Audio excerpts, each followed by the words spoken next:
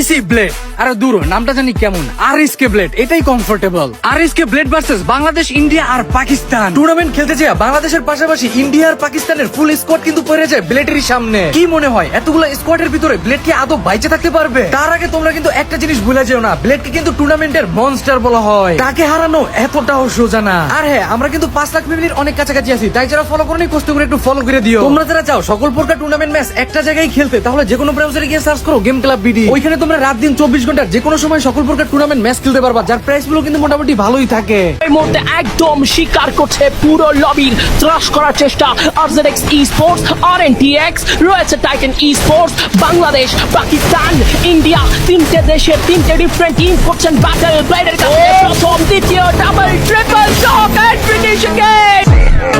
রয়েছে কিন্তু রিয়াতে টিম করে কাছে তিনজন প্লেয়ার, রেড হক্সের কাছে সর্বশ্রেষ্ঠ স্টোকা ব্লেড, রয়েছে কিন্তু নিয়েছেন এইবার পাগলাটে blade, the psycho, the monster এগিয়ে যাচ্ছে সামনে আক্রমণাত্মক খেলার জন্য, একাই এগিয়ে গেছেন এন্ড আফটার তার ইউজ প্রোভাইডারি ব্যবহার করা হয়েছে রাতের ফ্লাশের হিসেবে ব্লেড কিন্তু পাগলাটে ব্লেড কিছু দরকার। Come on blade, come on blade, হক্সেন got it again, Nathan the hero, this is not, and Blade is going for to get the last kill, not connected, and the kill goes to Blade.